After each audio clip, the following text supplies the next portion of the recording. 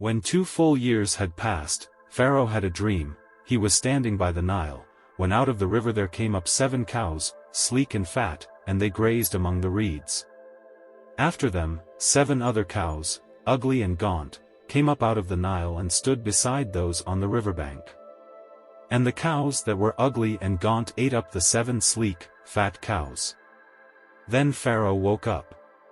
He fell asleep again and had a second dream. 7 heads of grain, healthy and good, were growing on a single stalk.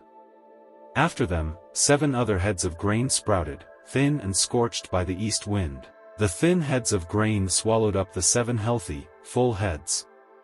Then Pharaoh woke up. It had been a dream. In the morning his mind was troubled, so he sent for all the magicians and wise men of Egypt. Pharaoh told them his dreams, but no one could interpret them for him. Then the chief cupbearer said to Pharaoh, "Today I am reminded of my shortcomings. Pharaoh was once angry with his servants, and he imprisoned me and the chief baker in the house of the captain of the guard. Each of us had a dream the same night, and each dream had a meaning of its own. Now a young Hebrew was there with us, a servant of the captain of the guard. We told him our dreams, and he interpreted them for us, giving each man the interpretation of his dream. And things turned out exactly as he interpreted them to us. I was restored to my position, and the other man was impaled." So Pharaoh sent for Joseph, and he was quickly brought from the dungeon. When he had shaved and changed his clothes, he came before Pharaoh. Pharaoh said to Joseph, "I had a dream, and no one can interpret it, but I have heard it said of you that when you hear a dream you can interpret it." "I cannot do it," Joseph replied to Pharaoh, "but God will give Pharaoh the answer he desires." Then Pharaoh said to Joseph, "In my dream I was standing on the bank of the Nile, when out of the river there came up 7 cows, fat and sleek, and they grazed among the reeds. After them, 7 other cows came up, scrawny and very ugly and lean. I had never seen such ugly cows in all the land of Egypt. The lean, ugly cows ate up the 7 fat cows that came up first.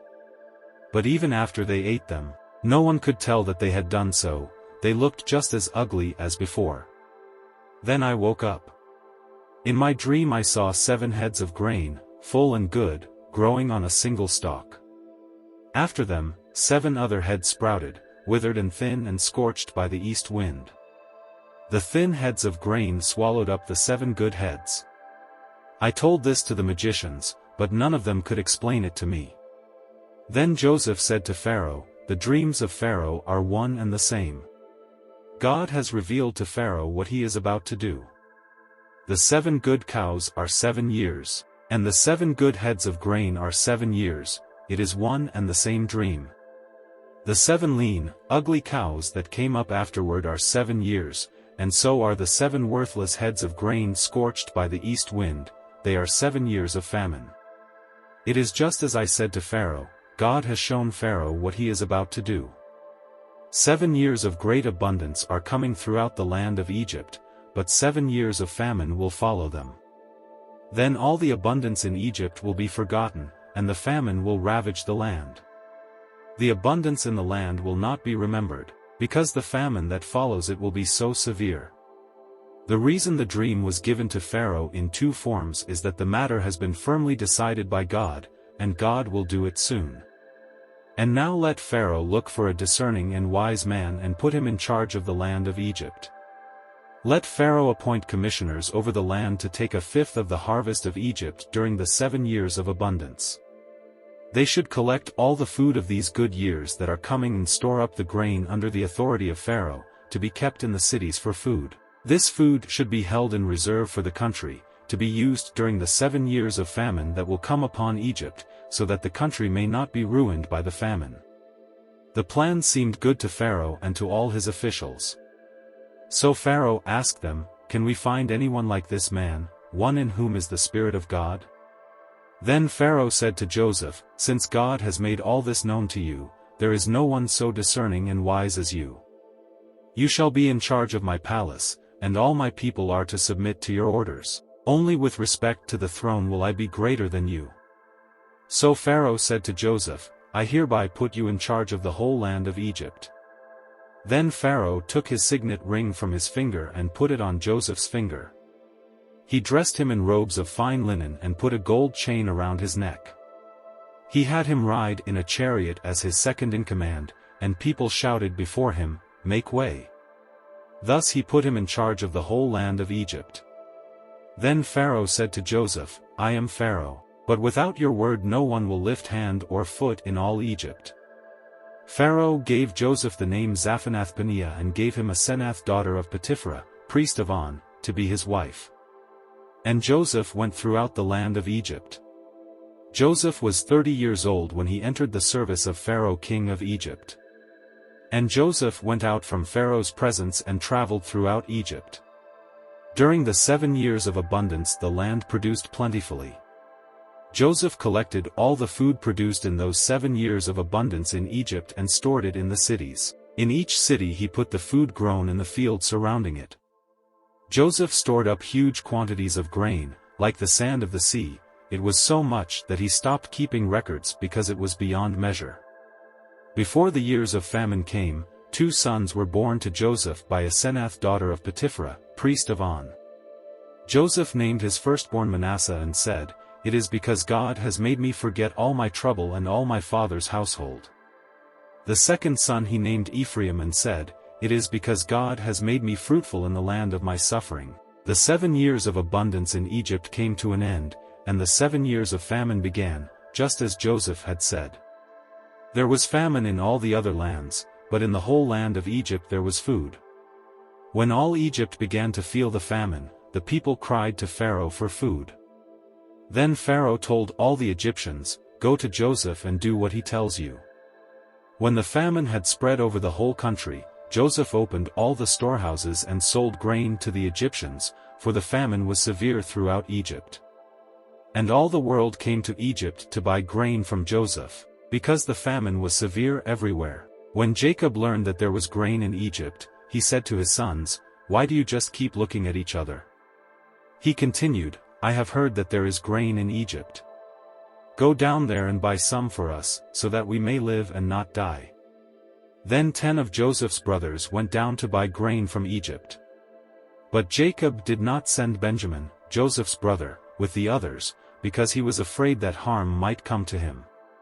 So Israel's sons were among those who went to buy grain, for there was famine in the land of Canaan also. Now Joseph was the governor of the land, the person who sold grain to all its people. So when Joseph's brothers arrived, they bowed down to him with their faces to the ground. As soon as Joseph saw his brothers, he recognized them, but he pretended to be a stranger and spoke harshly to them. "Where do you come from?" he asked. "From the land of Canaan," they replied, "to buy food." Although Joseph recognized his brothers, they did not recognize him. Then he remembered his dreams about them and said to them, "You are spies. You have come to see where our land is unprotected." "No, my lord," they answered. "Your servants have come to buy food. We are all the sons of one man. Your servants are honest men, not spies." "No," he said to them. "You have come to see where our land is unprotected." But they replied, "Your servants were 12 brothers, the sons of one man, who lives in the land of Canaan. The youngest is now with our father, and one is no more." Joseph said to them, "It is just as I told you, you are spies. And this is how you will be tested: as surely as Pharaoh lives, you will not leave this place unless your youngest brother comes here. Send one of your number to get your brother, the rest of you will be kept in prison, so that your words may be tested to see if you are telling the truth. If you are not, then as surely as Pharaoh lives, you are spies." And he put them all in custody for 3 days. On the 3rd day, Joseph said to them, "Do this and you will live, for I fear God. If you are honest men, let one of your brothers stay here in prison, while the rest of you go and take grain back for your starving households. But you must bring your youngest brother to me, so that your words may be verified and that you may not die." This they proceeded to do. They said to one another, "Surely we are being punished because of our brother. We saw how distressed he was when he pleaded with us for his life, but we would not listen. That's why this distress has come on us." Reuben replied, "Didn't I tell you not to sin against the boy? But you wouldn't listen. Now we must give an accounting for his blood." They did not realize that Joseph could understand them, since he was using an interpreter. He turned away from them and began to weep, but then came back and spoke to them again. He had Simeon taken from them and bound before their eyes. Joseph gave orders to fill their bags with grain, to put each man's silver back in his sack, and to give them provisions for their journey. After this was done for them, they loaded their grain on their donkeys and left. At the place where they stopped for the night, one of them opened his sack to get feed for his donkey, and he saw his silver in the mouth of his sack. "My silver has been returned," he said to his brothers. "Here it is in my sack." Their hearts sank and they turned to each other trembling and said, "What is this that God has done to us?" When they came to their father Jacob in the land of Canaan, they told him all that had happened to them. They said, "The man who is lord over the land spoke harshly to us and treated us as though we were spying on the land. But we said to him, 'We are honest men, we are not spies. We were 12 brothers, sons of one father. One is no more, and the youngest is now with our father in Canaan.' Then the man who is lord over the land said to us, 'This is how I will know whether you are honest men. Leave one of your brothers here with me, and take food for your starving households and go. But bring your youngest brother to me so I will know that you are not spies but honest men. Then I will give your brother back to you, and you can trade in the land.' As they were emptying their sacks, there in each man's sack was his pouch of silver. When they and their father saw the money pouches, they were frightened. Their father Jacob said to them, 'You have deprived me of my children. Joseph is no more and Simeon is no more, and now you want to take Benjamin. Everything is against me.' Then Reuben said to his father, 'You may put both of my sons to death if I do not bring him back to you. Entrust him to my care, and I will bring him back.' But Jacob said, 'My son will not go down there with you, his brother is dead and he is the only one left. If harm comes to him on the journey you are taking, you will bring my gray head down to the grave in sorrow.' Now the famine was still severe in the land. So when they had eaten all the grain they had brought from Egypt, their father said to them, 'Go back and buy us a little more food.' But Judah said to him, 'The man warned us solemnly, you will not see my face again unless your brother is with you.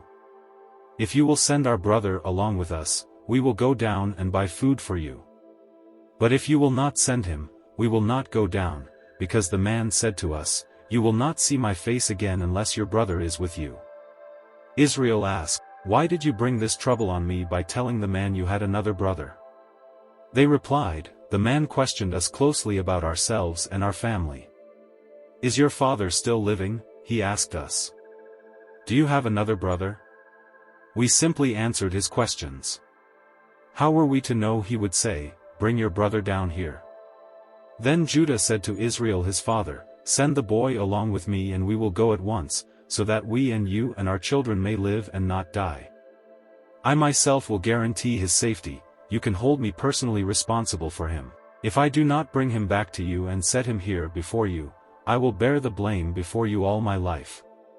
As it is, if we had not delayed, we could have gone and returned twice." Then their father Israel said to them, "If it must be, then do this, put some of the best products of the land in your bags and take them down to the man as a gift, a little balm and a little honey, some spices and myrrh, some pistachio nuts and almonds. Take double the amount of silver with you, for you must return the silver that was put back into the mouths of your sacks. Perhaps it was a mistake. Take your brother also and go back to the man at once. And may God Almighty grant you mercy before the man so that he will let your other brother and Benjamin come back with you. As for me, if I am bereaved, I am bereaved." So the men took the gifts and double the amount of silver, and Benjamin also. They hurried down to Egypt and presented themselves to Joseph. When Joseph saw Benjamin with them, he said to the steward of his house, "Take these men to my house, slaughter an animal and prepare a meal, they are to eat with me at noon." The man did as Joseph told him and took the men to Joseph's house. Now the men were frightened when they were taken to his house. They thought, "We were brought here because of the silver that was put back into our sacks the first time. He wants to attack us and overpower us and seize us as slaves and take our donkeys." So they went up to Joseph's steward and spoke to him at the entrance to the house. "We beg your pardon, our lord," they said, "we came down here the first time to buy food, but at the place where we stopped for the night we opened our sacks and each of us found his silver, the exact weight, in the mouth of his sack.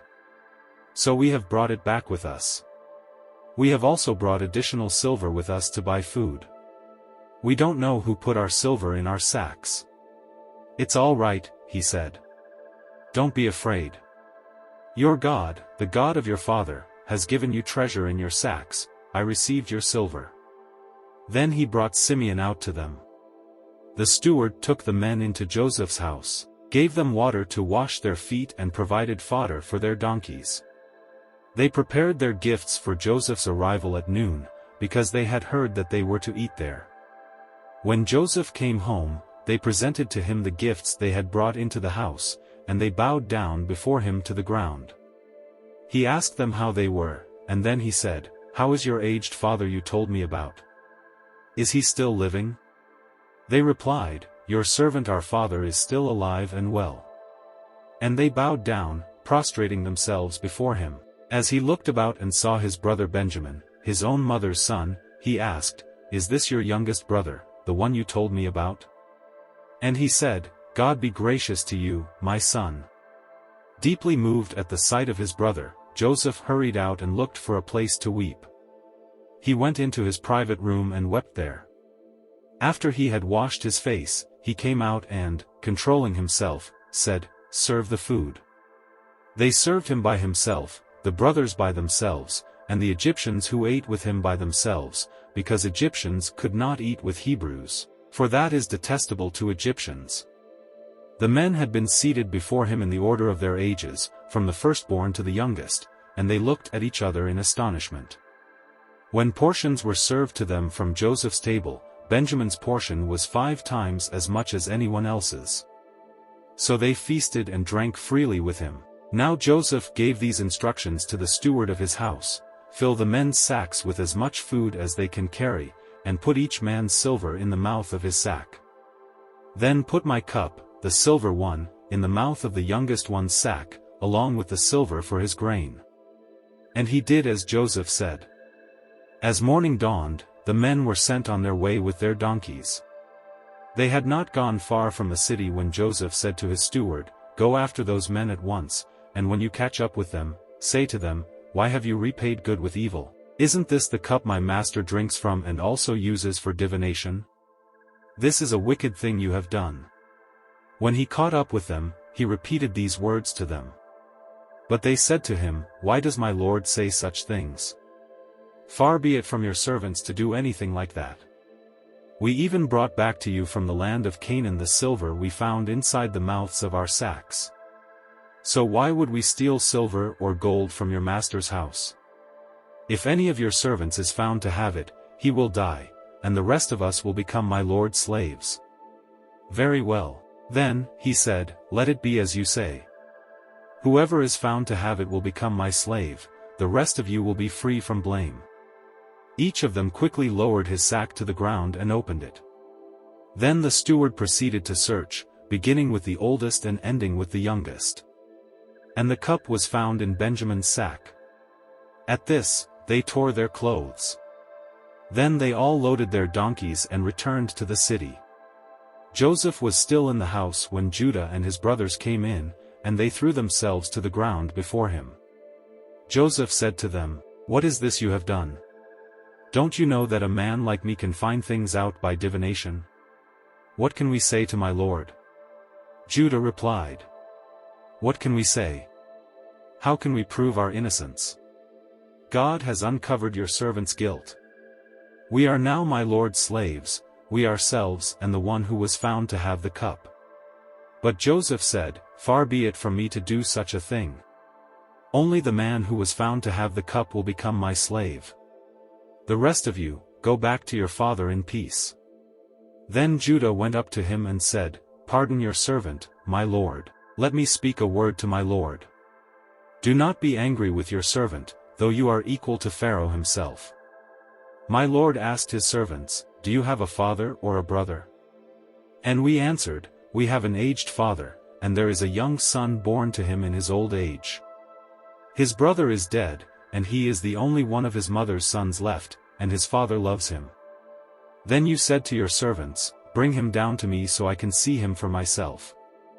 And we said to my lord, "The boy cannot leave his father, if he leaves him, his father will die."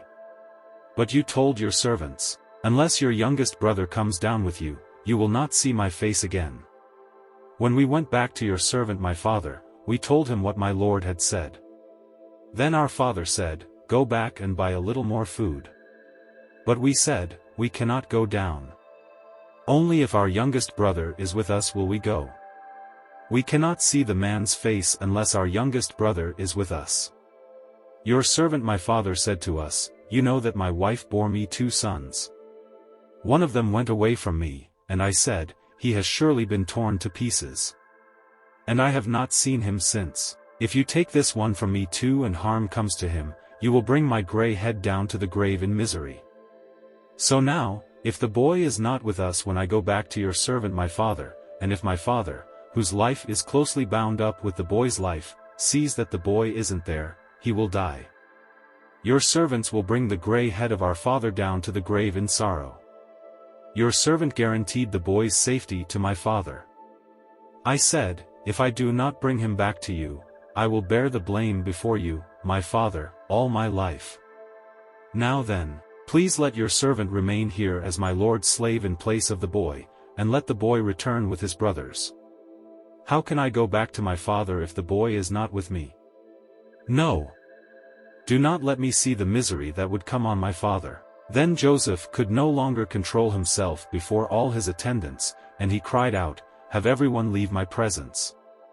So there was no one with Joseph when he made himself known to his brothers. And he wept so loudly that the Egyptians heard him, and Pharaoh's household heard about it. Joseph said to his brothers, "I am Joseph. Is my father still living?" But his brothers were not able to answer him, because they were terrified at his presence. Then Joseph said to his brothers, "Come close to me." When they had done so, he said, "I am your brother Joseph, the one you sold into Egypt.